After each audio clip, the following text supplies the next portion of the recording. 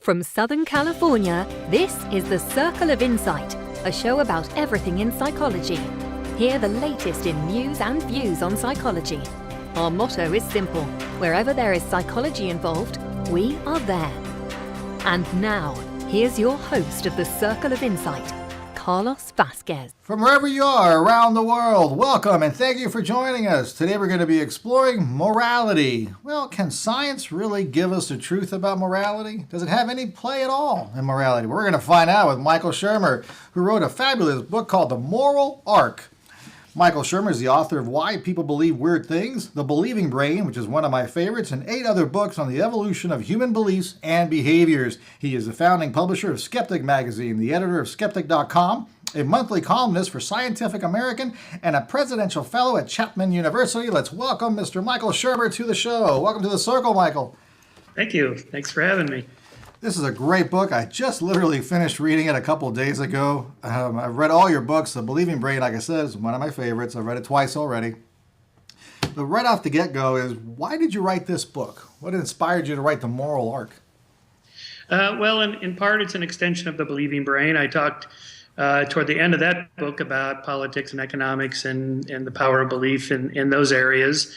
And then I was also inspired by Steven Pinker's book, The Better Angels of Our Nature, Sam Harris's The Moral Landscape, and earlier Robert Wright's Non-Zero, and Matt Ridley's Rational Optimist. And in other words, there's a body of literature of people like myself who are optimistic about the future and the power of science and technology and reason to make the world a better place. And so this was kind of a natural extension of my previous work. I don't like to be one of those authors that writes the same book over and over. I like to push myself into new areas and challenge myself. And so there was a lot of things in here, a lot of topics that I didn't know that much about. You know, this whole literature on diplomacy and war and conflict and civil wars and revolutions, and what brings these things about, the whole history of the study of homicides and suicides and gun control and issues on jurisprudence and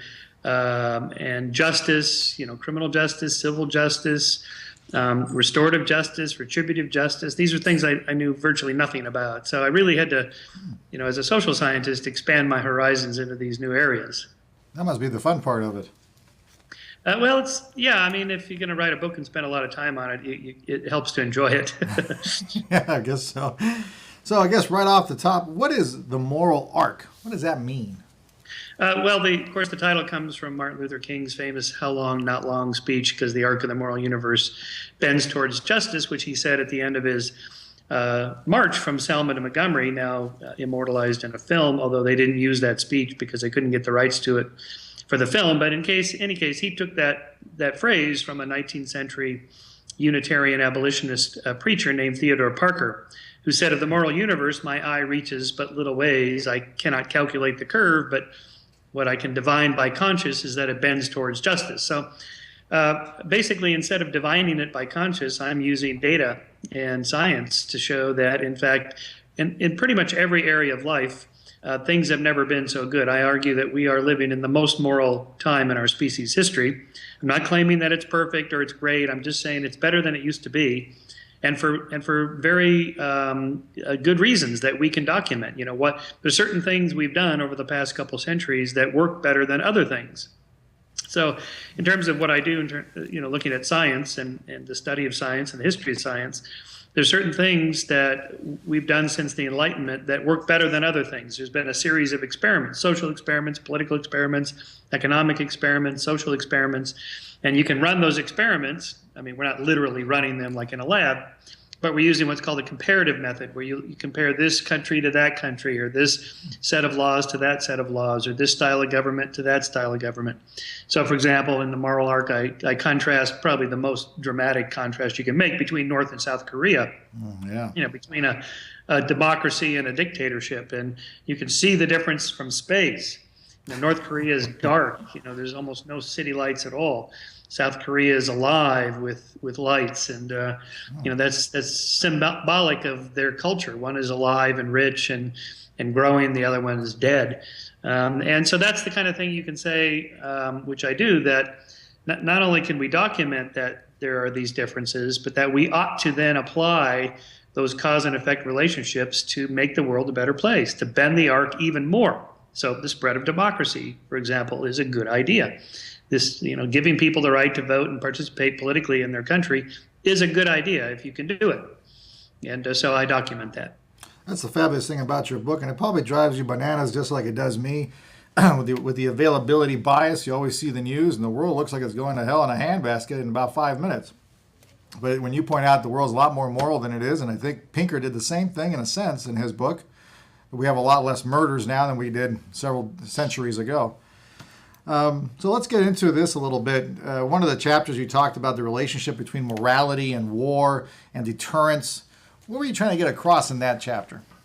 Well, that we evolved a set of moral emotions to deal with other sentient beings, other people, other humans that have the same set of motives that we have. So from an evolutionary perspective, shouldn't we just be 100% greedy and avarice and bellicose and just hoard all the resources ourselves? And the answer is no, because if you're a social primate species like we are, all the other members of your group might do the same thing, and then the whole society collapses if everybody's just greedy. So you have to actually develop moral emotions to deal with other sentient beings who also have selfish motives. And from that, we evolve, in addition to selfish motives, selfless motives. In addition to being competitive, we're cooperative. And in addition to being selfish, we're altruistic. And so one of the aspects of violence that I was surprised to discover, for example, is that 90% of all homicides are moralistic in nature. Only about 10% are instrumental. That is to say, I killed the guy when I was robbing the bank. But even those kinds of crimes, the criminal doesn't want you to be home when he burgles your house. He doesn't want to have to kill you. He just wants your stuff. The bank robber just wants the money. He doesn't want to kill the teller. So even there, most of the time, most homicides are either accidental in that sense. I just wanted the money. But most of them are moralistic. That is, most homicides are, the perpetrator acts as judge, jury, and executioner to serve justice upon somebody they feel deserves to die. Usually this is, in the passion of the moment, crimes of passion, or honor killings, or, he dissed my car, insulted me in front of my friends, those sorts of things. That kind of code of honor or a society of honor, it generates those sorts of things. So in a way, cultivating a reputation that I will fight back if you cross me, if you violate our deal or something like that, that's necessary. You have to have those emotions in a group to deal with that sort of thing. So in addition to the good emotions, the good side of human nature, we have the other side, the dark side.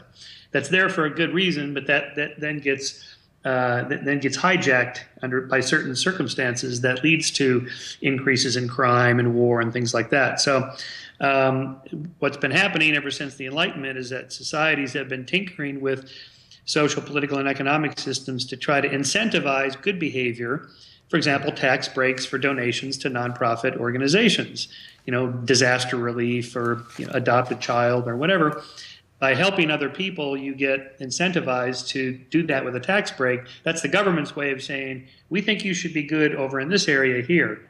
Just like the government gives tax breaks to married couples, and which is what, same-sex marriage, which is what gay couples, they would also like to have equal treatment under the law. That's coming. But that's that kind of incentivizing thing that governments say, hey, we think this is really good. Like marriage is really good for a whole set of things, including the decline of violence.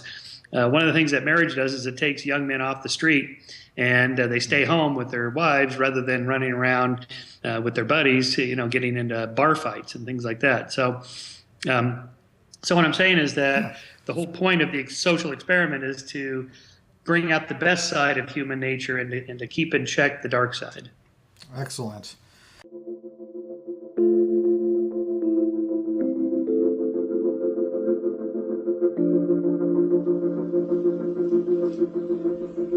Hi, welcome to Adelante. This is Adelante Recovery, and my name is Yvette Kuglin, and I'm part of the staff. Adelante Recovery Center has helped people in dual diagnosis for 5 years. We accept most PPO insurances and provide luxury accommodations and 24-hour support. To speak with an admissions counselor, call 1-888-242-4450. A lot of time we don't even know what's wrong with us, and sometimes we need to get away to figure that out. So if you want to go for a little retreat out in Corona del Mar, which is a confidential location, we're here to help. So we're only a phone call away. Thank you. This is where we're getting to the nitty-gritty now, because I know Easter is coming soon. So we're going to go into some hairy terrain here. How does science and reason drive morality? Because I know we're going to get into a little bit later how religion plays in morality, if it does at all. But how does science and reason drive morality? Well, what I'm arguing is that the process of science, that is the way of thinking about the world and solving problems and answering questions about it, is the best tool ever devised to do that. And ever since the scientific revolution, Copernicus, Kepler, Galileo, Newton, everybody that came after them, thinkers, scholars, and so on, philosophers, actively, self-consciously patterned themselves after that. And by that, I mean the belief that the world is governed by natural principles that we can understand, laws of nature, for example, and that we can not only understand them, manipulate them to make the world a better place, to change the world. And so you can not only do that physically by understanding the laws of physics, allows the Industrial Revolution, allows you to create steam engines and generate through the principles of thermodynamics, different kinds of industrial technologies. People in the social sciences actively sought to figure out, well, what drives an economy? How does a political system work? What's the best way to structure society for people to be more peaceful and productive and prosperous rather than constantly fighting? And so people like Thomas Hobbes and John Locke, these are contemporaries of these scientific revolutionaries, and everybody after them. The U.S. Constitution was written by people who were steeped in scientific revolutionary ideas and in the Enlightenment and the Age of Reason. And so this is what I mean, that science is a way of knowing the world, and that you can apply it to the social world, the moral world, political, economic world, just like you can the physical and biological world. I love it. All right, you ready for the heavy terrain here? So is religion a major component to morality? Most people associate morality with religion. A lot of people say you can't have one without the other. Yes, well, that historically has often been true. But what I'm claiming in the moral arc is that ever since the Enlightenment, there's been a shift toward defining these moral principles on secular values. That is, things like equal treatment under the law. This is, John Locke, or that no person should be treated as a means to an end, but are ends in and of themselves. This is Immanuel Kant.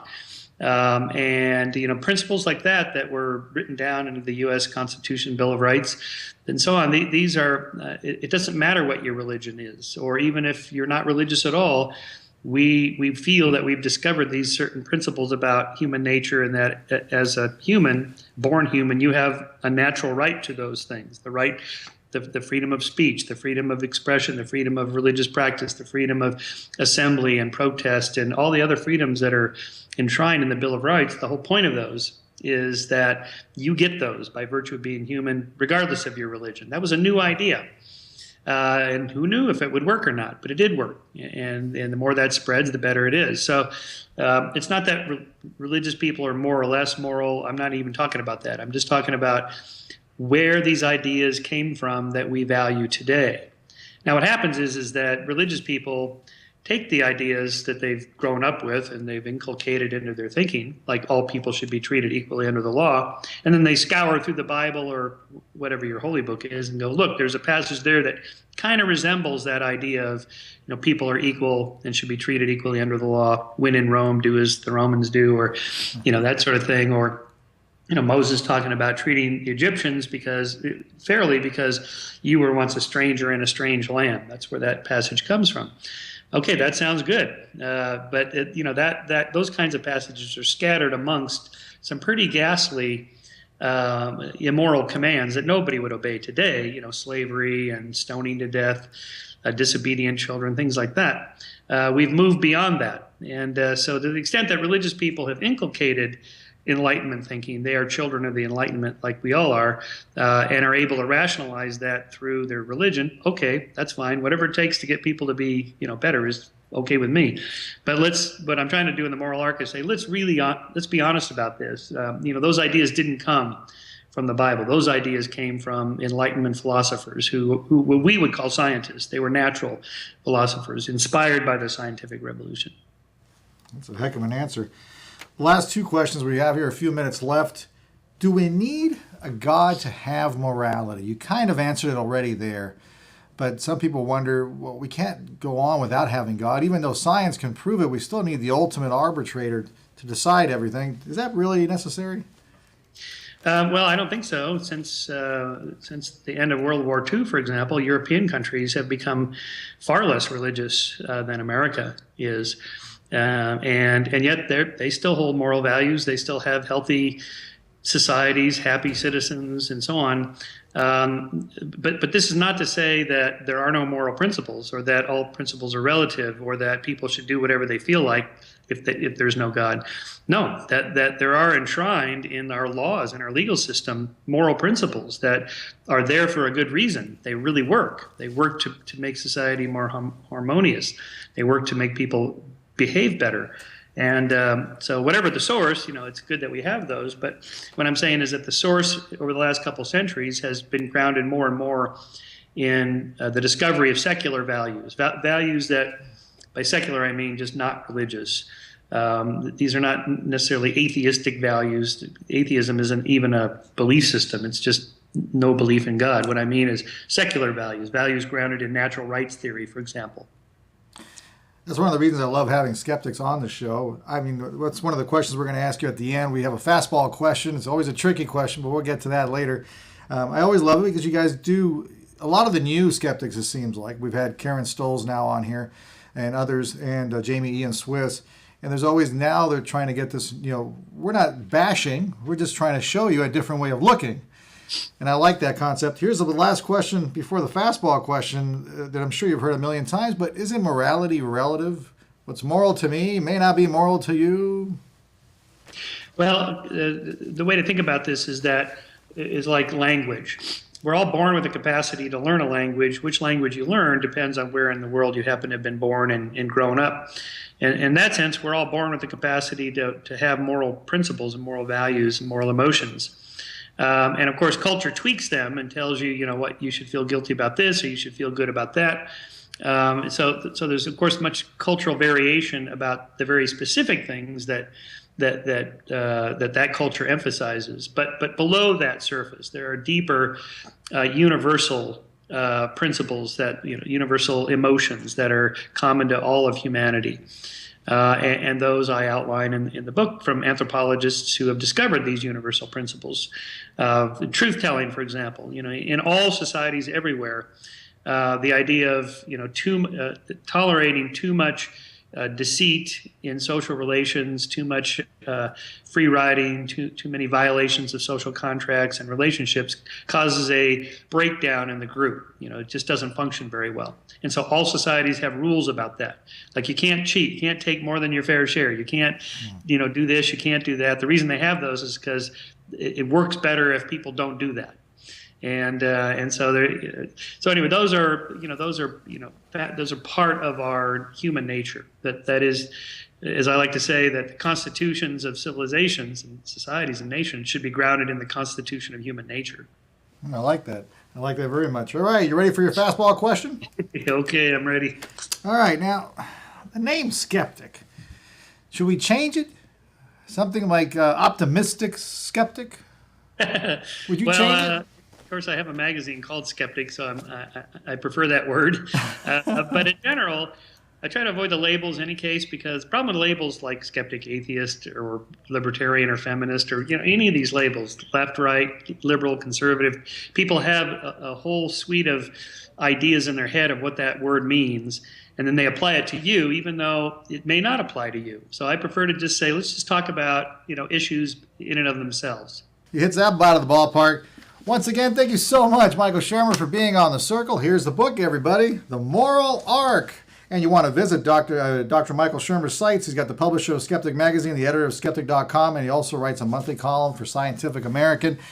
Thank you again, Michael, for being on The Circle. You're welcome. Thank you, everyone, for joining us. Remember, our motto is simple. Wherever there's psychology involved, moral or not, we're going to be there. See you next time, everyone.